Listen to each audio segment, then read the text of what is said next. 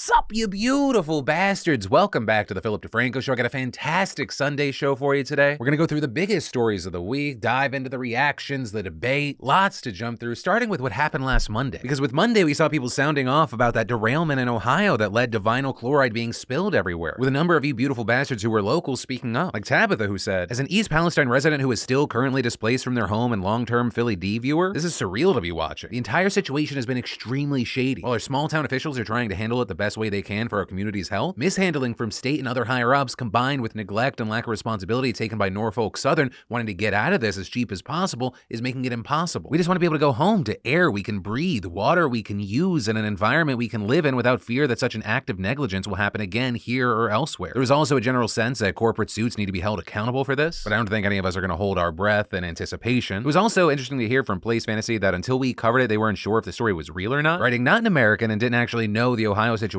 was real because I kept seeing it as an Ohio meme on social media. I feel like that speaks a lot about meme culture, that I can never tell if things are actually happening in Ohio or if it's just a joke. Which I will say, I feel like I want to investigate that. Is Ohio actually the Midwest's Florida? But also I think that's kind of a testament of how so many people consume news. I also saw Godwing saying it felt like stories like this need to be way more covered on the mainstream media instead of us just shooting down UFOs. So two things I want to hit on there. One, not always, but more and more it feels like the why is the mainstream media not talking about this stuff? That's being said while mainstream media is talking about that stuff. It feels like more and more people are saying that to then drive more traffic to however they're covering it. And secondly, regarding the UFOs, like a small update on that, the Pentagon has said many of the other new instances, they were likely privately owned and not from China. So, maybe just some fellow Americans putting balloons in the flight path of commercial planes and not the Chinese, if that makes you feel better. And then, this is just your quick, friendly reminder. People asked me to keep all the new recent drops over at beautifulbastard.com on the site until they got paid on Friday. And so I wanted to say, if you are one of those people and you forgot on Friday because we don't put out a show, I left them up for you. Some things have been selling out. I've been trying to plug the holes as possible. But yeah, get in on the I Love Naps gear. Also available in crew necks and on that schmexy tie-dye champion hoodie. Emotionally exhausted on a ton of different colors, as well as go easy on yourself or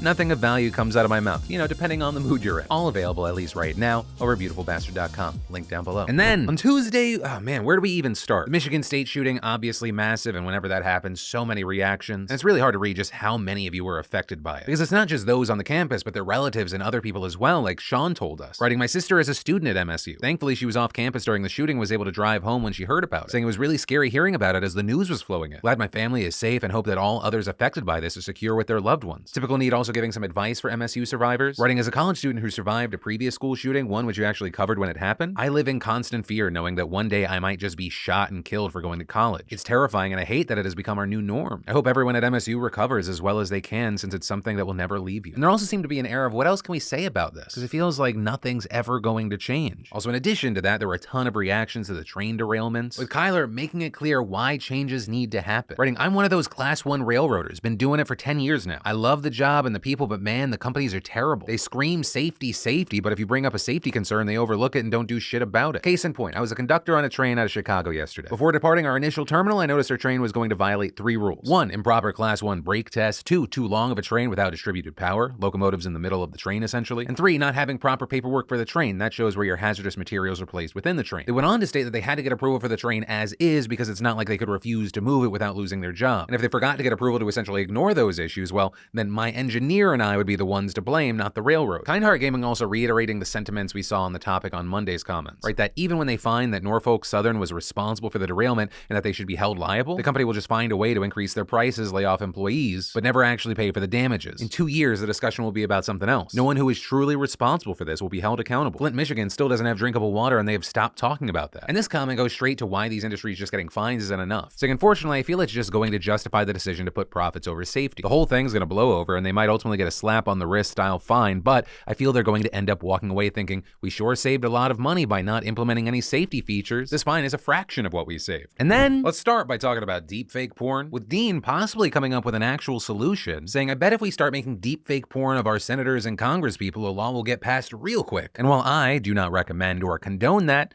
I think you're probably right. We also saw Brendan sharing skepticism about Dhar Mann's video where he had a ton of actors out there supporting him. Writing Dhar Mann's video with all those actors, and might I repeat again, actors, surrounding him in support is about as real to me as any commercial with testimonials. Like, you hire and pay these people their wages. It's like taking a study that's sponsored by Coke at face value and it says that Coke isn't actually that bad for you. But easily the biggest conversation that happened on Wednesday was around Section 230, the future of the internet and our Supreme Court. With many calling for term limits for the Supreme Court, 100% of them and all of Congress need an age limit. The world changes fast and these old people fight to keep it how it was, just like in their generation, oblivious to how that way no longer works in our modern age. And I think this is where we have an increasing need for technical expertise in the judiciary, specialized lawyers that have background on different topics that can step in on these cases. Scientists, economists, computer scientists, engineers, etc., that also have law degrees. That crossover knowledge has so much value in bridging the gap. But there was also pushback against the idea that old people in the court have no idea how tech works, with Julio arguing it's not like they just decide with no research done whatsoever, they argue it for days. Congress can also pass laws to broaden the scope of Section 230. Right, because in any case at the Supreme Court, there are going to be tons of experts testifying. Others also thinking that there are better solutions for dealing with how partisan our court feels, saying the most meaningful reform to any Supreme Court would be to remove the ability of politicians to appoint them. The main purpose of the Supreme Court is meant to be a check on the government, yet it is appointed by the very people who they are meant to oversee. Not to mention the very obvious issue of court stacking to gain a rubber stamp on policy, ideological or otherwise. You can never abolish bias, but you can at least reduce it and remove it from the government's tool belt. However, there are also people wondering what a post-Section 230 world would look like. Some of you even kind of excited about the possibilities presented by the case. Like Thomas, who wrote, I really like the idea of a return to no suggestions and no curtailing of information. I miss the Wild West days on the internet, and if that is the third option, which I doubt boomers would really suggest, then I'm really hoping for the third option. But also, I can't imagine certain social media without any kind of algorithm. Like, what would YouTube even look like? A chronological feed? There's over 500 hours of video uploaded every minute. It'd be as useful as Vimeo for search. It'd be used more like a utility rather than a destination. Megan also wondering, as a Canadian, I'm so curious how these potential legal changes will affect content in other countries. While a lot of big companies like Meta, Twitter, Google, etc. are currently US-based, would they eventually choose to pull out of the US and just be available in other countries like Canada? And with that, I want to say, I do not have a crystal ball. I do not know what will happen. But let's say Section 230 is just dead and the tech companies jump ship. It's not like things would go back to normal, right? One of the reasons the internet is so open right now is because of American law. The rest of the world, or at least places you'd imagine the American companies would want to go, are far more restrictive. Right? The EU and Canada actually already have laws in place that make sites liable for certain things posted on them. And it'd be far easier for them to strictly enforce those rules if, say, YouTube's headquarters were in those countries. And according to the Council on Foreign Relations, because US law is so fundamental for how the internet works, revoking Section 230 could open the door for far more countries to try and make very restrictive laws, which I don't think many of us actually want. And then, by now, I'm sure you've heard me talk about the sponsor of today's show, Athletic Greens, and how AG1 has been an essential part of my life for over 3 years. You know, I'll admit, my eating habits aren't perfect. Even with the drastic changes that I've made, I still rely on AG1 to help me fill nutritional gaps in my diet. Each scoop of AG1 is 9 health products in one, giving you the equivalent of a multivitamin, probiotic, minerals, and more. It's designed to support your energy, focus, gut health, immune system, and more. Athletic Greens also invests in high-quality ingredients, going above and beyond to ensure what's on the label is exactly what's in the powder. AG1 is also NSF certified for sport, meaning it's trusted by top athletes for clean nutrition. And it's honestly the best tasting and most comprehensive nutritional drink I've found, making it an essential and easy part of my routine. So don't wait, they're giving you added immune system support with a free 1-year supply of vitamin D3, K2, plus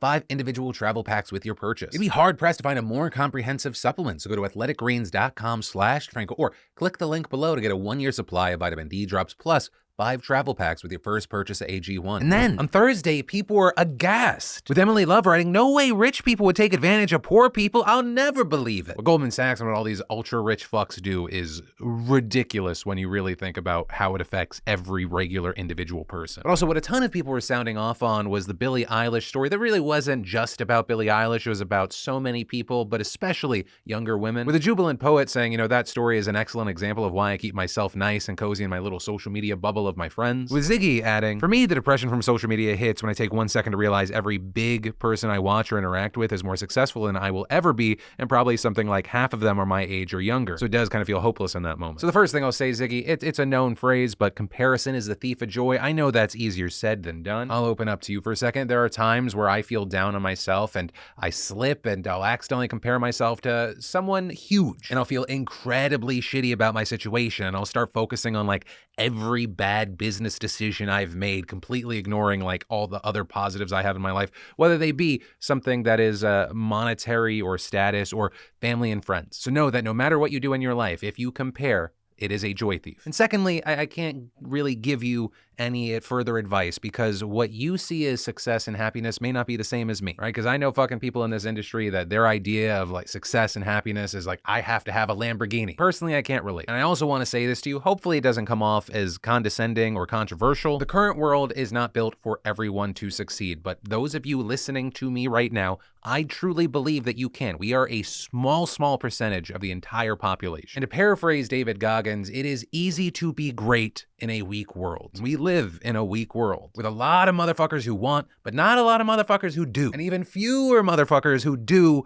after they fail and fail and fail and try and fail again. So ignore the noise, ignore what other people say is success, create the targets you want to hit in your life, then ask yourself why you want to hit those targets, see if they all stay the same, and pick a thing that you think gets you an inch, a step, a mile closer to it. Ziggy, I don't know why your comment hit me like that. Okay, anyway, hopefully that was helpful. Also, specifically regarding young girls, we had Stella Bloom saying, I'm the same age as Billie and I can definitely relate to her and also those teenage girls. When I was in secondary school in 6th form, I suffered so much with mental health, especially in 6th form. Youth have been in crisis for a while and are begging for help, and social media has just been an ever-growing part of that. I struggled so much with body image and how I should act as a woman. I was bullied online and it wasn't a fun experience, but if you're not online, you get bullied for that. It's a vicious cycle, but I hope we can really start acting to help today's youth experience better. And finally, there was a lot of focus on the politician who had to crawl on stage because he was in a wheelchair. With Pronghor writing, as a disabled person who lives in the Denver area, the fact that a councilman was treated this way is certainly enraging, but not shocking. Saying, historically speaking, us disabled people have been left on the sidelines and forced to fight for basic human dignity and access. I feel lucky to have cystic fibrosis because I don't require a wheelchair to get around, but I still rely on family to survive as I can't work a full-time job. Forcing a disabled councilman to clamber up on stage, it's almost like forcing me to give a speech in a smoky room. It's appalling, but unfortunately society is beyond fucked up, and those of us who aren't normal have historically been left to fend for ourselves. And that was something we saw a lot of, but especially from people that are in electric wheelchairs, saying, it's so disheartening to live in a world that's literally not designed for you, right? And it's little things that I don't even think about, right? Phoenix mentioning a few, from like foliage overgrown in the pavement to drop curbs that aren't dropped enough and cycle gates on the potholed footpaths, which I will say, everyone sharing their stories, it gives me an extra appreciation for this Sunday show, or even just what we have in general, because often when we talk about a story, it's a thing that happened to someone else, but when it's someone in our community and someone speaking about things from a first-person point of view, it just hits different. So thank you to you. So thank you to everyone not only watching the show, but being a part of that conversation in the comments. Actually, to close today's show and get us ready for the brand new Monday Philip DeFranco show, let's close this out with some help from our frustrated news correspondent, Zaid Tabani. Zaid? Smoke!